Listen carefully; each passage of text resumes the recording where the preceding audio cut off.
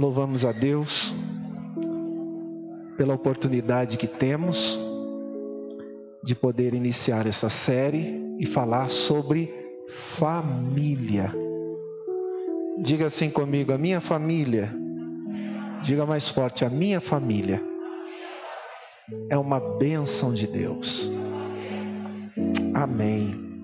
Você que também está na sua casa acompanhando por esta live, que você também seja abençoado conosco através desta série de mensagens a respeito da família. Um tema tão importante, tão relevante e importante em muitas áreas que compõem a nossa família, e sabemos que nenhuma família é perfeita. Cada família tem as suas dificuldades, tem as suas peculiaridades, os seus problemas, as suas crises, mas em Deus é possível nós termos uma família abençoada.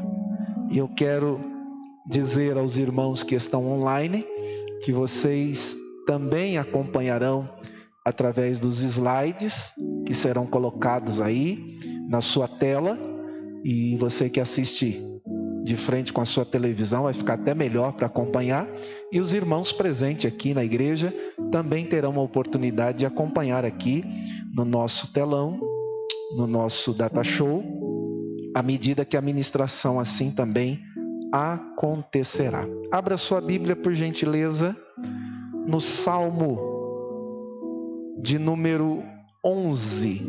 Salmo 11.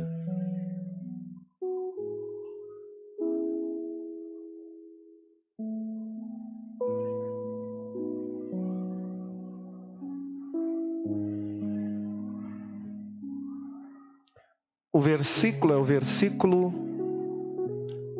de número 3.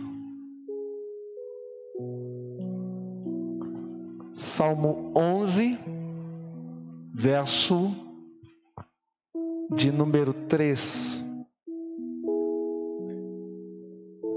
E na sua tela também está: ora, destruído os fundamentos, que poderá fazer o justo? Então, introdutoriamente, eu quero falar hoje qual o propósito de Deus para a família. Repita comigo: qual é o propósito de Deus para a família? Pergunte para alguém do seu lado: você sabe qual é o propósito de Deus para a família? Pergunte aí para o seu cônjuge, para o filho, filha. Qual é o propósito de Deus para a família? Uma das coisas mais importantes antes de construir uma família é saber e conhecer qual é o propósito de Deus para esta família. Por causa desse aspecto tão importante em saber que a família é um fundamento criado por Deus, ela é uma instituição divina, e por isso nós precisamos saber qual é o propósito de Deus para ela, porque senão, como tem acontecido, infelizmente, existem muitas pessoas que iniciaram a sua família sem saber desse propósito de Deus para ela, e por isso estão sofrendo, por isso estão colhendo frutos que não gostariam de colher, e estão amargando situações que com certeza esta família não gostaria de viver. Por isso, quem já casou e não sabe qual é o propósito de Deus para a família, fique atento para você saber, para corrigir algumas rotas e algumas questões importantes. E aquele que não casou, tem gente solteira aqui? Hein? Aí em casa?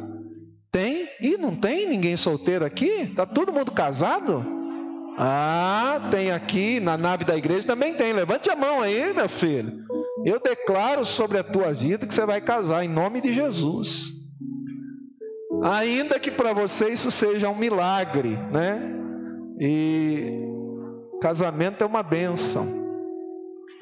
Então você que não casou ainda, é a oportunidade de você estar atento e aprender essas questões importantes.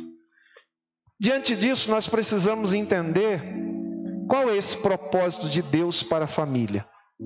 Mas antes de adentrarmos especificamente neste propósito, nós precisamos entender o que é uma família. No nosso Data Show está aí a pergunta: o que é uma família? De acordo com a Constituição Federal, o artigo 226, Constituição Federal de 1988, diz que família é a base da sociedade e ela tem especial proteção do Estado. O Código Civil brasileiro diz que a construção de uma família se dá por meio do casamento entre um homem e uma mulher.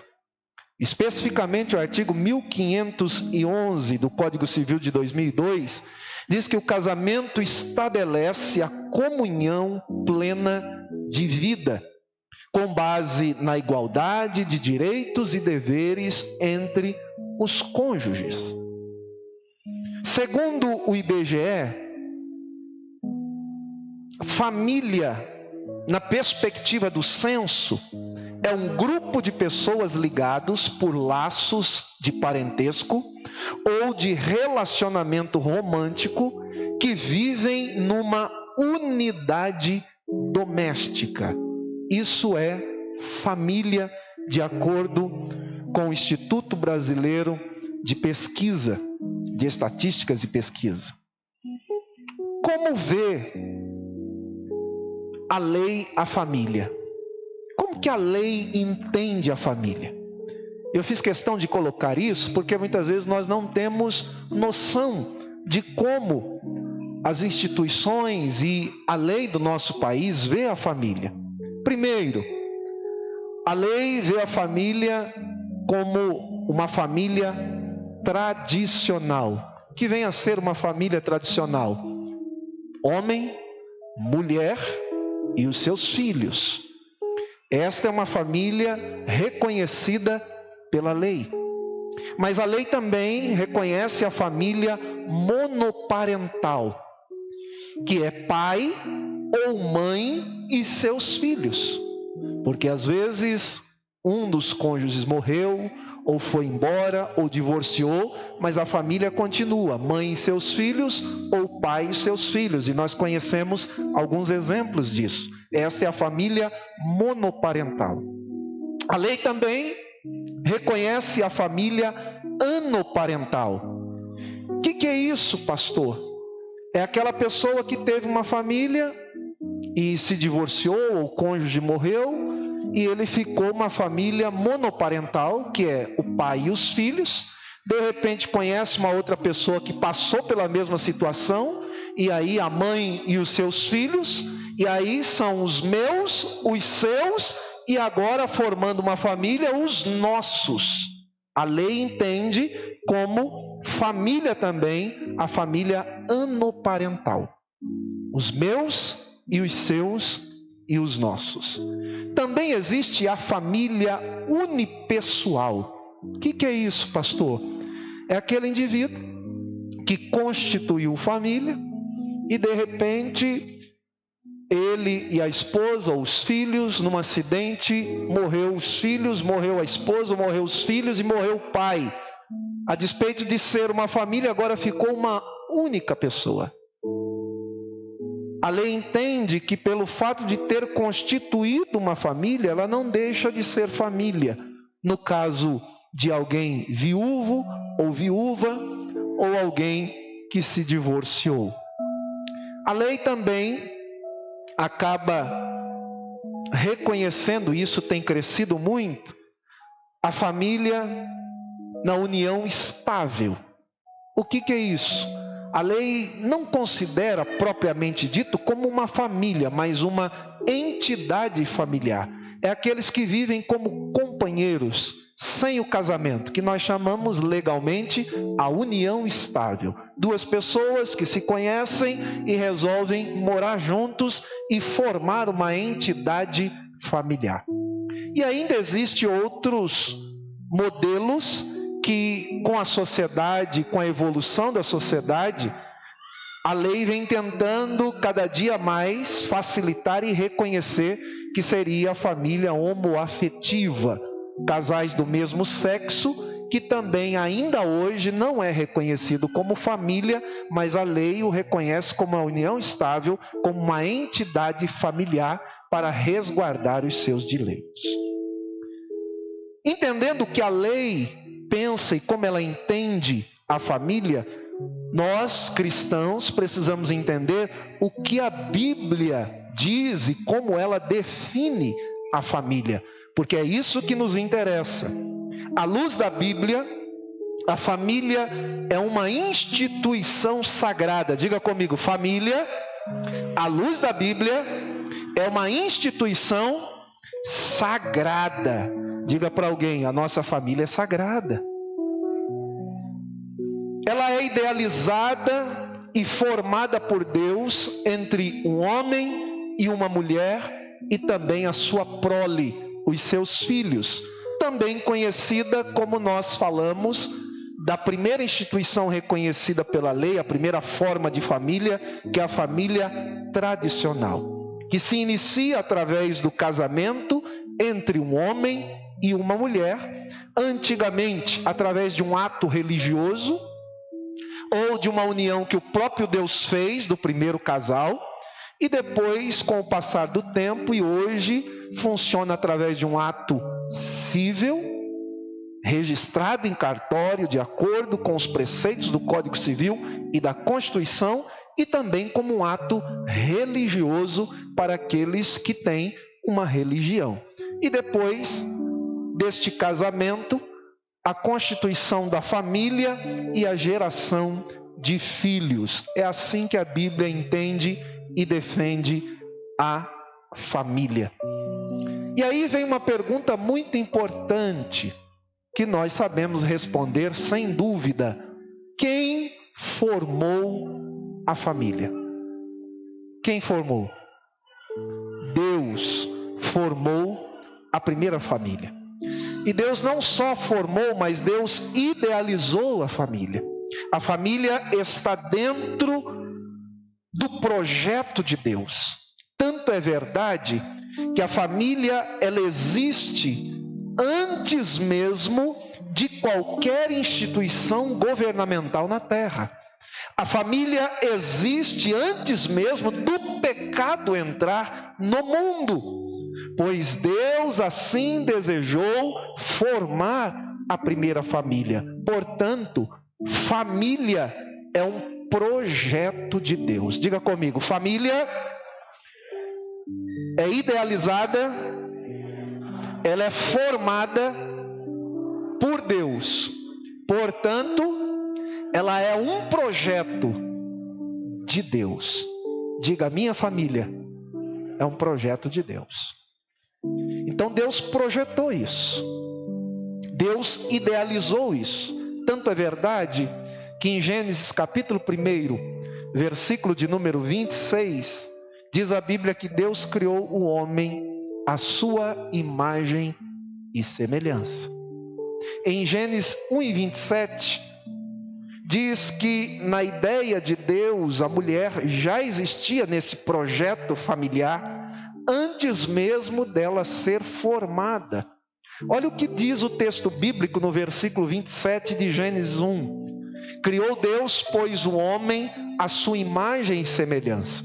A imagem de Deus o criou, homem e mulher os criou. A mulher aqui, dentro da cronologia bíblica, ela seria criada lá no capítulo de número 2.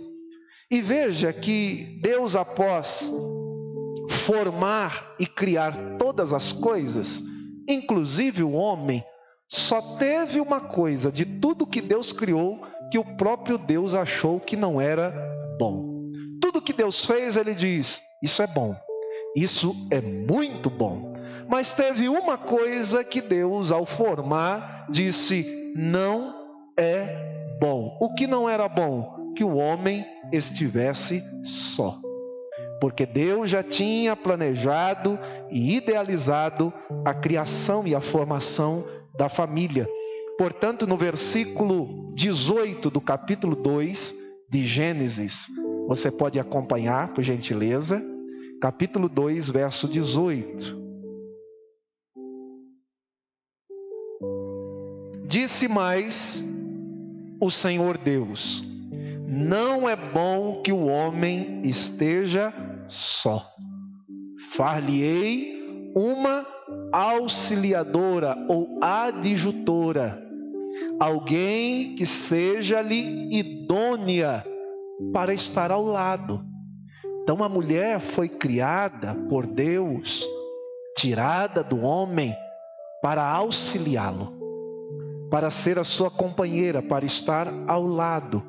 E como é importante isso. Hoje minha esposa acordou antes das 5 da manhã para poder viajar para Minas, participar com a família do batismo de um dos seus irmãos, o único que ainda não era batizado, e participar desta festa, desta alegria. Depois eu assisti de casa, um momento muito emocionante pelo fato de que quantos anos pai, mãe, irmãos, família têm orado pela vida do pequeno Marcão, que conhece, e hoje ele se batizou. E nós louvamos a Deus por isso. E a esposa foi, a companheira, fica um vazio enorme. Você vem para a igreja, na escola dominical, parece que falta alguma coisa. Não, falta mesmo, né? E depois volta para casa, indo para casa. Aí eu lembrei no meio do caminho: nossa, não tem almoço. Tem que procurar um lugar para arrumar, para poder. Aí termina, chega em casa, vai almoçar. Puxa, a esposa não está, comer sozinho. Você come sozinho, terminou de comer, não tem ninguém para conversar. E veja como é tão importante você dividir, você compartilhar, e é algo que acaba fazendo parte inteiramente da nossa vida. E tão importante é a auxiliadora, a adjutora que Deus criou para estar ao lado dos homens. E os homens que têm a sua auxiliadora podem dizer amém? Amém? Maravilha! Ainda que seja com cutucão aí, né? Diga amém, em nome de Jesus. Então Deus formou a primeira família, unindo duas pessoas diferentes, através do casamento que Ele mesmo oficiou, tendo a ideia de que esta união fosse indissolúvel. Ou seja, que ela fosse uma aliança permanente, até que a morte nos separe. Essa era a ideia de Deus. Portanto, você que já casou ou ainda vai casar, saiba que o casamento cristão, à luz da Bíblia, ele é um casamento para toda a vida. E por isso o casamento para nós é algo muito sério.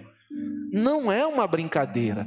Talvez as pessoas que não temem a Deus, que não conhecem a Cristo, que não conhecem a palavra, acabem banalizando o casamento, a família, como tem acontecido no decorrer dos dias. Mas nós estamos aqui nesta noite para dizer que através da palavra, através daquilo que temos aprendido de Deus, nós entendemos que a família é indissolúvel.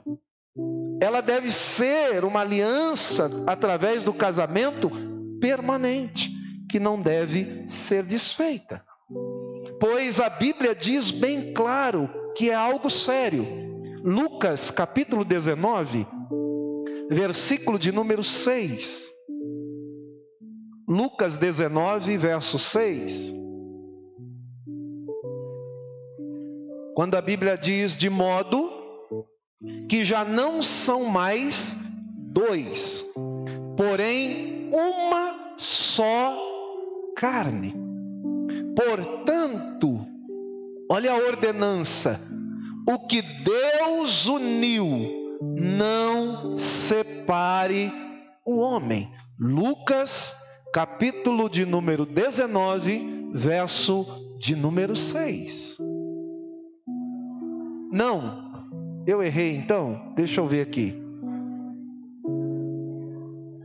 Ou é Lucas 16 e 9?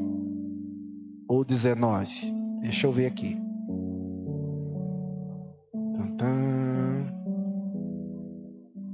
Que bom que vocês estejam atentos aí.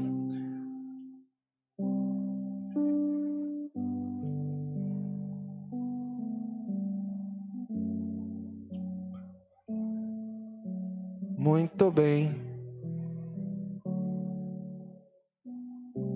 Deixa eu ver se é Mateus. Vamos achar. Nessa hora o Google é mais fácil, né? Mateus 19 e 6. Então não é Lucas, corrija aí. Mateus 19 e 6. De modo que já não são mais dois, porém uma só carne.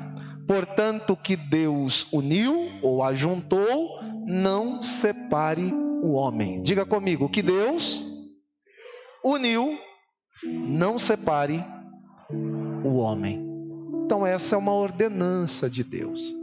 Pastor, mas existem alguns casos em que o divórcio é possível? A Bíblia diz que sim. E no momento oportuno nós iremos trabalhar mais especificamente estas questões. Mas o que eu quero que você atente é para essa ordenança de Deus. E historicamente falando, o número de divórcios no mundo e no Brasil cresceu assustadoramente. Anualmente, a perspectiva era de um aumento de 2%. No ano passado, o aumento foi de 16%. Principalmente no segundo semestre de 2020. Significa dizer que o número de divórcio tem aumentado e o número de casamento tem diminuído. Segundo o IBGE, já o número de divórcios concedidos em primeira instância e por meio de escrituras judiciais teve um aumento aí de 2017 a 2018 de 3,2%, passando de 373.216 para 385.246. Depois, em 2020, o IBGE informa que houve um grande aumento, entre 15% e 16% de divórcios, em relação ao ano anterior de 2019. Também diz que aproximadamente 70% dos casamentos terminam em divórcio. Alto! Imagine 70% dos casamentos terminarem em divórcio. Claro que não termina o primeiro ano, o segundo ano. Essa média antigamente era 30 anos, depois 28, 25, quando terminava em divórcio. Esta média vem reduzindo e hoje esses divórcios acontecem em média, na sua maioria, nos primeiros 15 anos. Aí tem algumas estatísticas no primeiro ano, no segundo ano, no quinto ano, no 10º ano, 7º ano, e a média aqui é que nos 15 anos, em média, há um número muito grande de divórcios. Só em outubro de 2020 foram mais de 7,6 mil divórcios naquele mês. Então é bastante para um único mês. O portal Notícias Gospel afirma que os líderes evangélicos sempre desmotivaram o divórcio nas igrejas entre os fiéis. Todavia, este número tem aumentado consideravelmente e hoje ele está igual ao número de divórcios no mundo. Olha como é sério isso. De primeiro, este índice era muito diferente. Por quê? Porque no meio evangélico não era muito comum isso acontecer. Agora está empalhado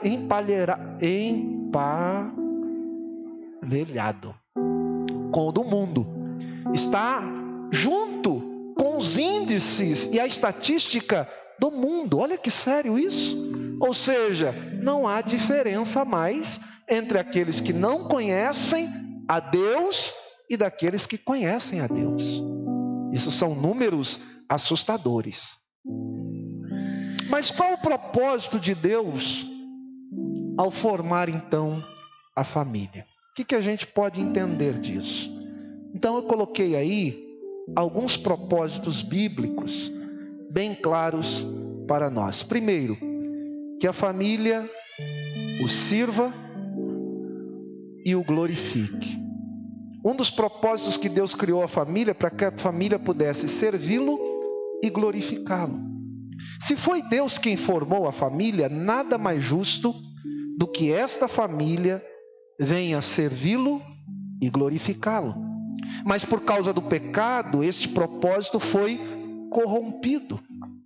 Tendo em vista que a maioria das famílias acabam não glorificando a Deus. Por causa disso, vemos famílias divididas, casais que não servem a Deus juntos. Às vezes um está numa igreja, às vezes outro está noutra, às vezes um está na igreja e o outro não está em igreja nenhuma, servindo ao Senhor. Às vezes uma esposa para um lado, um esposo para o outro. Outro dia até uma irmã me procurou e ela falou: pastor, eu não sei o que eu faço, porque meu esposo não serve a Deus comigo. E uma hora ele está num lugar, uma hora ele está no outro, uma hora ele está no outro. E eu até penso em acompanhá-lo, mas aí eu também não vou parar em lugar nenhum. O que eu faço? Olha que situação difícil.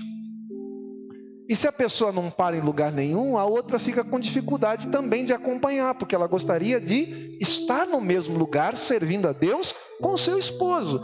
Só que quando ela muda de igreja para acompanhá-lo, daqui a pouco ele muda de novo. Aí muda, aí daqui a pouco muda de novo. Aí eu falei para ela, você tem que estabelecer um propósito com Deus e ficar no único lugar e orar para Deus mudar isso nele. Porque também não dá para você ficar indo cada hora para um lugar. E tem gente que não entende isso, principalmente para aqueles que se dizem ter um chamado de Deus. E por causa desse chamado de Deus, ele acaba comprometendo a saúde da sua família. Porque aí ele quer ir para onde valorizam ou para onde dão-lhe ministério. E aí fica num lugar, daqui a pouco sai, fica no outro lugar, daqui a pouco sai, fica no outro lugar, daqui a pouco sai. E com isso ele acaba prejudicando a saúde espiritual da sua família. Então é muito importante nós atentarmos para isso.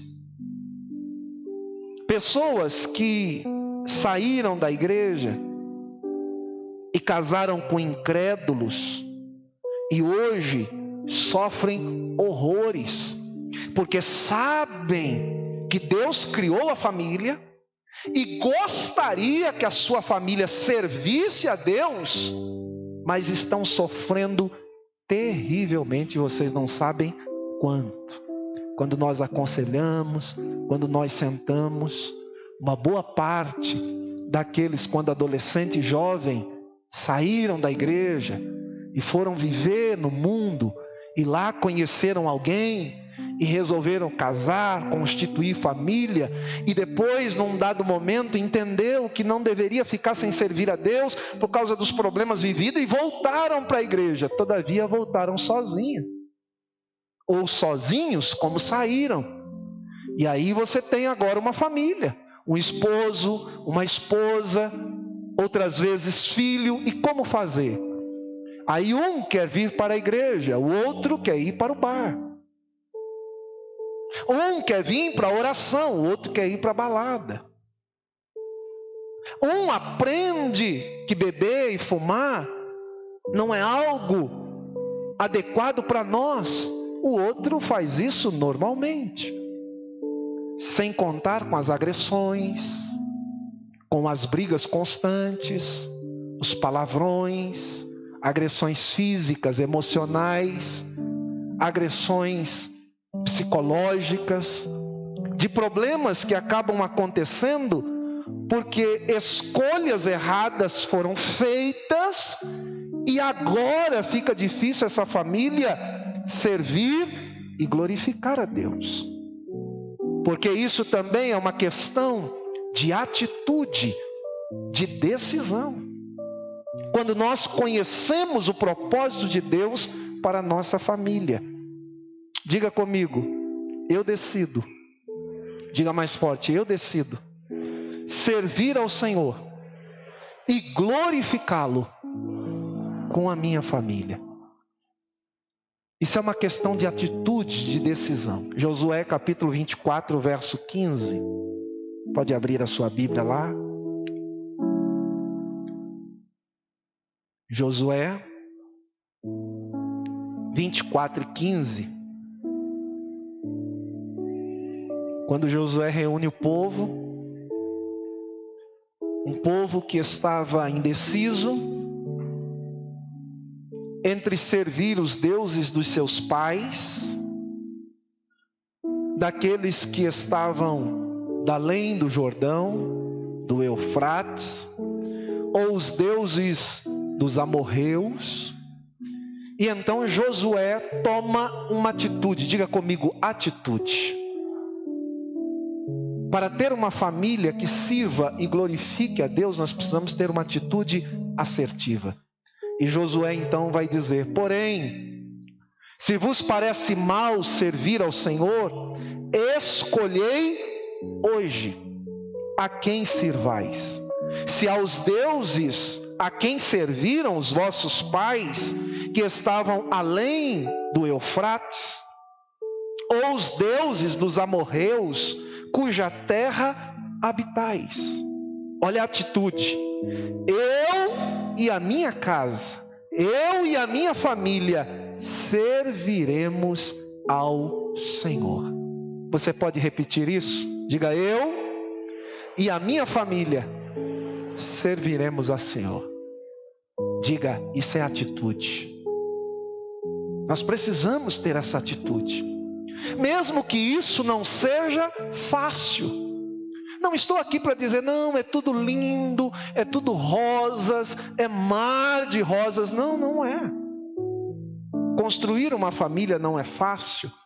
E mantê-la na presença do Senhor também não é fácil. Bem-aventurados aqueles que estão com a sua família na casa do Senhor, que estão servindo, mas sabem o quanto custa isso. E daqueles que, a despeito de estarem lutando, às vezes não conseguem viver isso. Não é fácil. É uma luta, é uma batalha grande. Sim, é verdade. Mas nós não podemos desistir. Levante a sua mão em nome de Jesus. Eu quero liberar uma palavra para a sua vida, para a sua família. Para que você e a sua família sirva ao Senhor e glorifique ao nome do Senhor. Por mais que não tenha sido fácil, por mais que você tenha vivido lutas, por mais que você tenha se sentido cansado, decepcionado, Deus nesta noite libera uma palavra sobre a tua vida. Não desista da tua família. Em nome de Jesus, seja abençoado nesta noite, seja abençoada nesta noite, em nome do Senhor. Você pode dar uma salva de palmas ao Senhor pela sua família? E quem é que não tem dificuldade na família? Quem é que não tem problemas na sua família? Nem sempre a nossa família está do jeito que nós gostaríamos. do jeito que nós idealizamos, por causa de diversos motivos, diversos problemas. Às vezes a falta de entendimento do casal, às vezes a falta de disciplina e entendimento com os filhos. Recentemente, eu com a Kézia ouvimos uma mãe um tanto angustiada, triste, que teve problemas na sua família, no seu casamento, antes de conhecer Jesus. E como uma forma protetiva de mãe, tentou proteger a sua filha, guardá-la, e acabou cometendo muitos erros, e ela admite isso. E num período muito difícil em que ela estava vivendo, ela teve um encontro com Jesus. E Jesus verdadeiramente transformou e mudou a sua vida. Todavia, os erros e as consequências da sua educação ficaram. E mesmo a sua filha também se convertendo, estando na igreja, nós ouvimos com muita tristeza de que a sua filha tem agredido a sua mãe. E é difícil você ouvir isso, né, Kézia? De uma mãe. De alguém que às vezes você olha e você não imagina. De filhos que agridem os seus pais. Com palavras, com atitudes e, nesse caso, fisicamente. E ela, de alguma forma, acaba se culpando por causa disso. Quantos pais que estão aqui que muitas vezes não têm filho lhe enfrentando? Alguém que você deu à luz, pôs no mundo, que você alimentou, trocou as fraldas, ensinou as primeiras palavras, a dar os primeiros passos, e hoje eles se sentem na autoridade de enfrentar você. Isso não é fácil para nenhum pai e para nenhuma mãe. Agressões de todas as formas, física, emocional, verbal, psicológica, e isso é muito difícil. E tem alguns casos que acabam fugindo até do controle, acontecendo coisas piores, como essa semana nós vimos na mídia, de um filho que matou o pai e a mãe. Outros problemas, como frustrações no relacionamento, expectativas que foram depositadas, sonhos construídos, e a realidade se mostrou totalmente o contrário. Pessoas que estão frustradas, decepcionadas, onde falta no relacionamento e na família incentivo, pessoas que estão desmotivadas, onde na família não há diálogo, não há amor, e aí entra o cansaço emocional, o esfriamento do amor, por que não dizer nessa época de pandemia, a dificuldade financeira, o desemprego que chega, a cobrança que é muito grande, as contas que vêm, e isso vai se tornando motivos e razões para a destruição da família. Problema na criação dos filhos, que é um desafio muito grande hoje. Quem tem seus filhos sabe. Às vezes o pai está servindo com a mãe num lugar, o filho quer ir para outro lugar. Às vezes não quer estar ali aos olhos dos pais, porque às vezes pensam e pretendem fazer algumas coisas, e para fazê-las é preciso estar longe do olhar dos pais e daqueles que lhes conhecem. Então querem sempre buscar um subterfúgio para ir para um lugar mais longe, e quando se sabe a notícia, estão fazendo coisas que jamais os pais imaginavam que fariam, pelo ensinamento que deu. Outros casos, no relacionamento na família, onde há ruindade de uma das partes, ou de ambas as partes.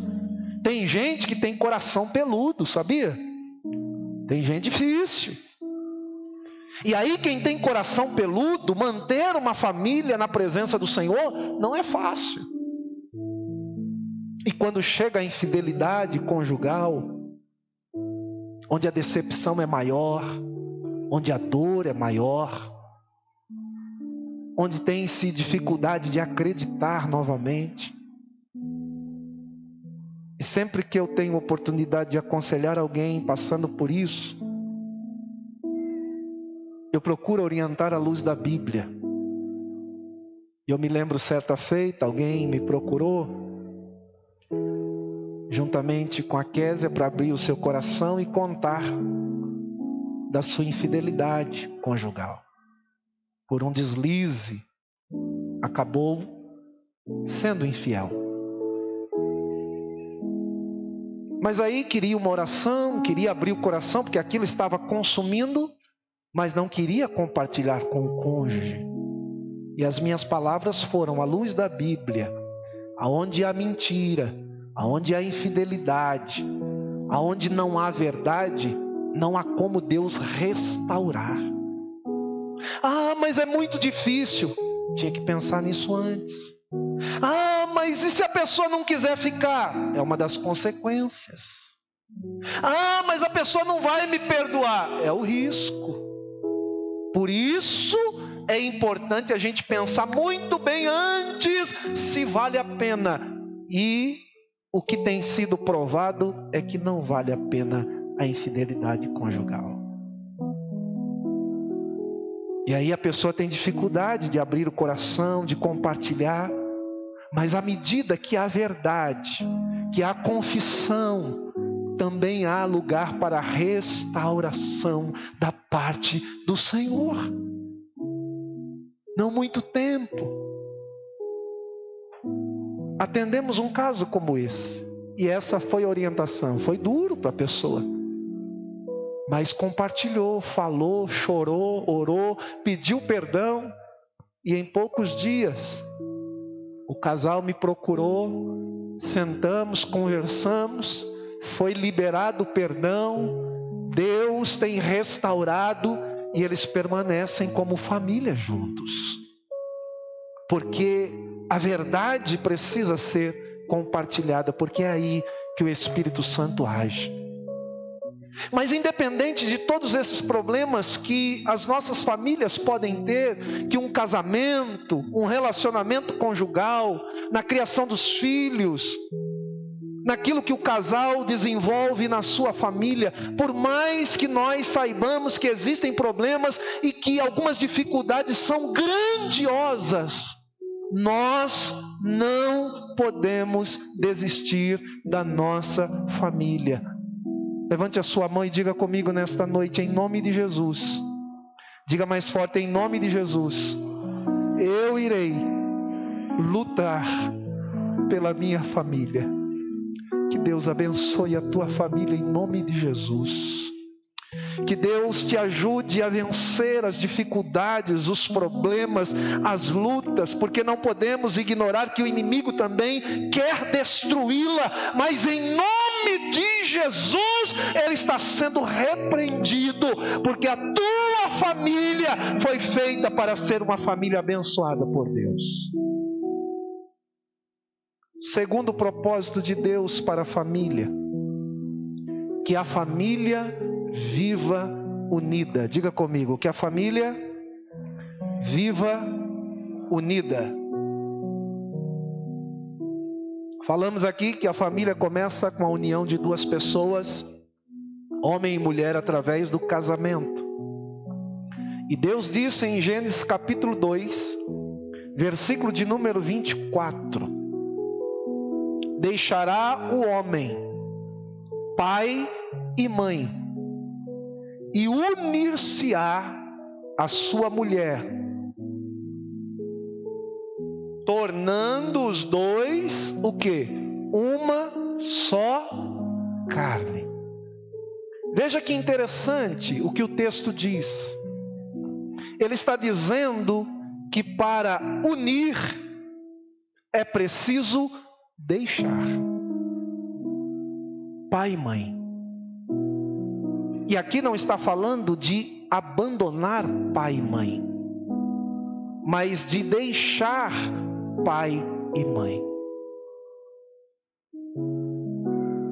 Não é abandono, porque quem casa, casa também com a família. Diga comigo, quem casa com uma pessoa, casa também com a sua família.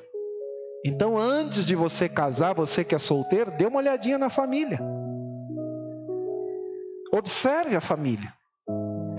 Os problemas que ela existe, a maneira que ela se compõe, para ver se você também está disposto a casar com ela. Não, só vou casar com aquela pessoa. Engano seu. Porque quando tiver qualquer problema, para onde a gente corre? Para a casa dos pais, para falar com a mãe. Não é assim que funciona?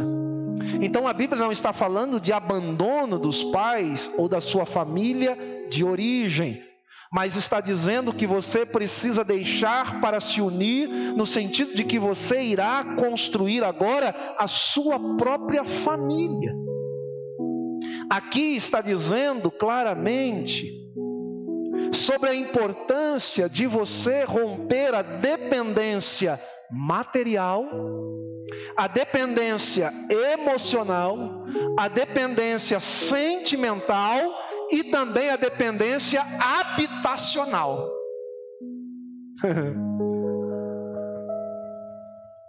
Porque só assim haverá possibilidade de um casal que deixa se unir.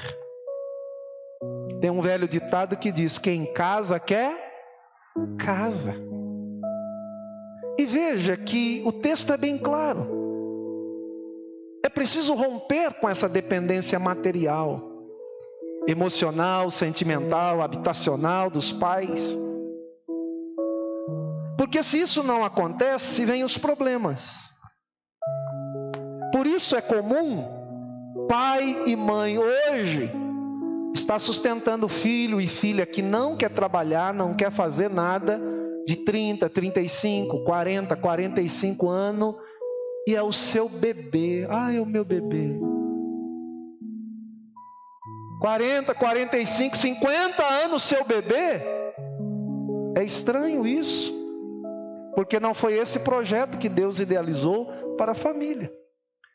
E pais e mães que a vida toda ficam fazendo sacrifícios para manter os seus bebês de 30, 35, 40, 45, 50 anos. E aí eles não aprendem a viver e ter a sua independência material, emocional, sentimental, habitacional. E quando não, aqueles que constroem a sua família, na primeira briga que vem de mala e cuia, de volta para casa. Eu me lembro que a minha irmã mais nova, Simone, talvez ela esteja assistindo, e ela era casada, casou muito nova, e logo nos primeiros meses de casamento ela teve um problema com o esposo e brigou. O que ela fez? Pegou mala e cuia e veio para casa. Chegou lá, mãe, chorando. A mãe recebe e tal. Meu pai dá uma olhadinha. E aí depois de chorar, lamentar, o que você veio fazer aqui? Não, eu vim embora para casa. Meu pai e minha mãe falou: não, aqui não é a sua casa. A sua casa é lá. Aqui você é muito bem-vinda para visitar, para passar um final de semana. Mas você escolheu formar a sua família. Então, pegue a sua malinha e volte para a sua casa. Mas tem pai e mãe que falam: não, minha filha, seja bem-vinda mesmo. Essas coisas difíceis, volta. Quando você faz isso, ou quando alguém faz isso, não sabe o prejuízo que está causando. Claro, existem casos e casos. Existem casos de agressão, existem casos de abandono, existe uma série de situações que precisam ser analisadas caso a caso. Mas isso acontece, às vezes uma coisa à toa, pai e mãe recebem e aí a família é destruída. Então tome muito cuidado com isso. Os pais também precisam de um conselho nessa área. E eu gostaria que vocês prestassem atenção nisso. Deixe de fazer chantagem emocional com seus filhos depois que eles casam. Se não vier na casa da mamãe todo domingo almoçar, mamãe fica magoada. Onde já se viu, gosta mais da comida dela do que da minha. Pare com isso, minha irmã. Ai, se não passar fim de ano, Natal, Ano Novo, férias, final de semana, magoei. Não gosta mais da minha casa. Não é isso. É que quem deixa para se unir precisa deixar de verdade. E tem alguns que compram até terreno grande para fazer um monte de puxadinho, o condomínio da família, para não deixar os filhos sair debaixo das asas. Pare com isso. Porque em vez de ajudar, você está prejudicando, querendo fazer um condomínio para a família não sair ali do controle. E por isso que tem muitos filhos casados que não amadurecem e continuam na dependência dos pais. E tem muitos pais reclamando. Pais, parem de fazer chantagem emocional. Deixe os seus filhos voarem. O filho e a filha que formou família, não atrapalhe. Deixe eles crescerem. Filhos foi feito para voar. Por isso que muitos casamentos não dão certo. Muitos filhos e filhas casam, mas continuam nesta dependência material, emocional, sentimental e habitacional dos pais. É claro que às vezes a falta de condição, por um período, você morar no fundo da casa dos pais ou morar com os pais, ainda que isso não será fácil, mas por um período de tempo curto, até tolera-se. Mas se você pretende construir uma família, já vai pensando que você precisa ter um lugar para a sua família, para que não haja interferência e a sua família possa ser desenvolvida, possa ser construída de acordo com aquilo que vocês planejaram diante de Deus. Então esqueça esse negócio de comprar terreno grande, viu? Para fazer os puxadinhos para os seus filhos. Deixe eles voarem. Comprar um apartamentinho deles. Quando eu me casei com a Kézia, eu morava no fundo da subsede lá, na igreja. E o que eu fazia? Eu dava aula, recebia um dinheirinho, pregava, ministrava seminários, produzia material. E antes de casar, eu vendia uns carrinhos. Comprava um fusquinha meio batido, arrumava ele, deixava ele que nem pão doce, brilhando. Colocava na frente da subsede, movimento na cidade, vendia. E na época eu era noivo com a Kézia, eu tive Fusca verde, Fusca amarelo, Fusca marrom, Fusca azul, Fusca vermelho. Lembra disso, Kézia? A Kézia era chique, cada semana era um Fusca novo que o noivo chegava na frente da casa dela. Era só Fusca. Até que um dia eu comprei um Chevette. Depois comprei uma Brasília bege. E arrumava, vendia. E com esse dinheiro da venda eu guardei para a gente comprar um apartamentinho para a gente casar e morar. Não tinha condições de comprar um apartamento chique. Comprei um apartamentinho da CDHU. Era 6.500, eu comprei por 4.500. Esses dias mexendo no papel, encontrei o contrato lá. R$4.500 pago à vista. Aí comprei. Eu com o pai dela, meu cunhado, o primo da Kézia, nosso primo, é que pintamos, colocamos piso, fizemos o rejunte, meu sogro colocando lá, a gente rejuntando, para depois comprar as coisinhas, eu e ela, guardando, montando, para a gente casar e iniciar a nossa vida no nosso cantinho. E como isso foi abençoador para nós, porque isso nos deu a oportunidade de desenvolver o nosso relacionamento e construir a nossa família. casa de pai, de mãe, é uma bênção para você almoçar num domingo, para você dar uma passadinha lá, dar um beijo, dar um abraço, ter um bom relacionamento, ter momentos de confraternização, mas não para você morar lá, você viver o tempo todo lá, viver nessas chantagens emocional, que se você não for, está magoado. Não, agora você tem a sua família e você precisa valorizá-la. Tem dia que a Kézia fala, vamos na casa do papai, da mamãe, vamos. Tem dia, amor, hoje não dá. Tá bom, vamos outro dia. E isso é bem resolvido para nós, porque nós entendemos que nós temos uma família. Diga comigo, uma família que quer viver unida precisa ter a sua independência material, emocional, sentimental, e essa eu criei, tá? Habitacional. Porque quem casa quer casa.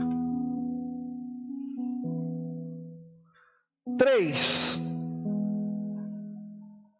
Terceiro propósito de Deus para a família: que a família cresça, multiplique e seja abençoada. Quantos querem ter uma família abençoada mais do que já é? O propósito da multiplicação, na ideia de Deus, é para que todas as famílias fossem alcançadas e abençoadas por Ele. Foi Deus quem disse a Adão e Eva, Gênesis 1:28.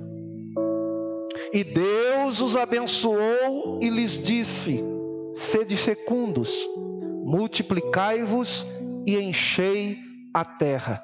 Esse mandamento, Abimael, os nossos pais entendiam melhor, né? Os nossos avós.